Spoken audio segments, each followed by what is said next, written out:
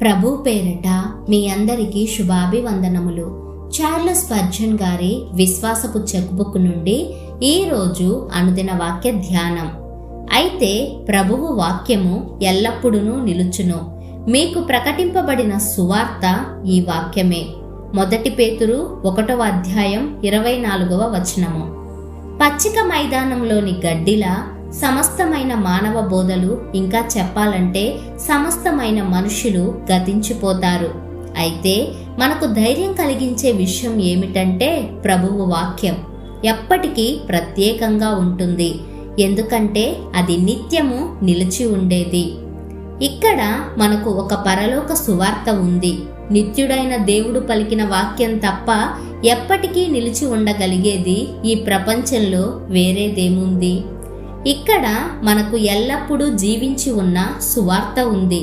మొట్టమొదటిసారిగా ఆ సువార్త సరాసరి దేవుని నోటి నుండి వచ్చినప్పుడు ఎంత శక్తివంతంగా ఉందో ఇప్పటికీ అంతే శక్తివంతంగా ఉంది. మార్పు చెందేవారిని ఒప్పించే శక్తి అందులో ఉంది. నూతన జన్మను కలుగజేయడానికి, ఆదరించడానికి, కాపాడడానికి, పవిత్రపరచడానికి కావలసిన శక్తి దానిలో ఉంది. ఆది సంఘంలో అది ఎలా అద్భుత కార్యాలు చేసిందో ఇప్పటికీ అలాగే చేస్తుంది. మార్పు లేని సువార్త మనకు ఇవ్వబడింది. అది ఈరోజు పచ్చగా ఉండి రేపు ఎండిపోయేది కాదు.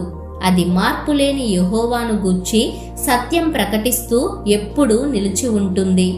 మనుషుల అభిప్రాయాలు మారిపోతుంటాయి, కానీ దేవుని చేత స్థిరపరచబడిన సత్యం దానిని పలికిన దేవునిలాగే మార్పు లేనిదిగా ఉంటుంది.